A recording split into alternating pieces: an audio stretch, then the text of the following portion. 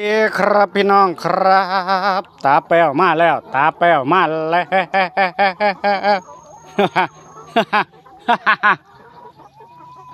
เมื่อนี่สิผ้าเขาส้มคอกไก่ไข่ครับผมเนาะก้อนเข่าเด้อพี่น้องเด้อก้อนเข่าก็ของเราเป็นไก่ชีวภาพเนาะไก่อินทรีย์ก้อนเข่าก็ต้องมีปูนขาวครับปูนขาวไว้เถอะเหยียบขาเชื่อในตีนครับเนาะใส่เกลือบดแล้วก็เหยียบปูนขาวก่อนว่าสัญญาณเสือมันสิเขามาติดไก่หลังจากเขามาแล้วเพิ่นก็มาอ้อถาได้ครับพี่เงี้ยได้ครับรอบหนึ่งของเช้านี่แต่ว่าคัดสิกินคักๆบ่เบิดมื้อนึงเป็น10 กิโลพอเด้อพี่น้องเด้อ กินซ้ำอยู่ได้เนาะกินซ้ำอยู่ได้ใครได้เขามากอะแกบตะแปวใส่แบบหนาได้ครับประมาณ4-5 เส้นพุ่นละเอามาเพิ่มอีกเมื่อวานนี่เนาะพุ่นครับทั้งรอบนอกพุ่นก็ใส่ได้พุ่นรอบมองเดินเพิ่นก็ใส่ไปเบิดอ้อมขอกไปเลยให้เพิ่นแห้งอยู่ตลอดเวลาพี่น้องเนาะ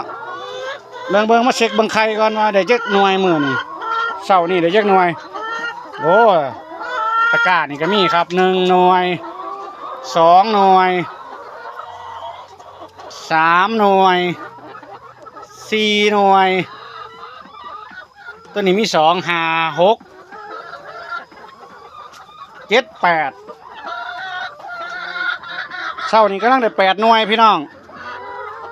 เพิ่นสิมีไข่รอบเช้ากับรอบบ่าย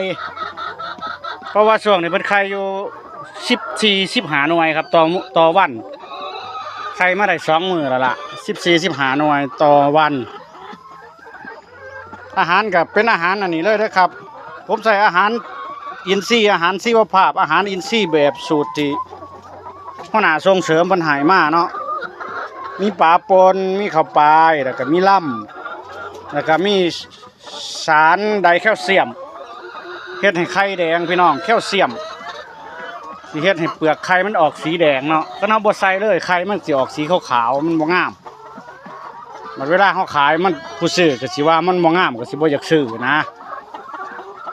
แต่ว่าไข่ทั้งในเพิ่นไข่แดงเพิ่นบ่เป็นสีแดงเด้อครับไข่อินทรีย์นี่ไข่แดงเพิ่นสิออก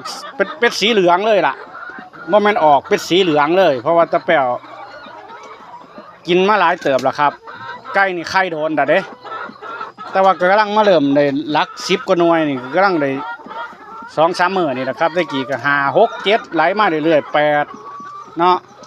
เอาเบิ่งพี่น้องผู้ใดสนใจก็เลี้ยงเด้อ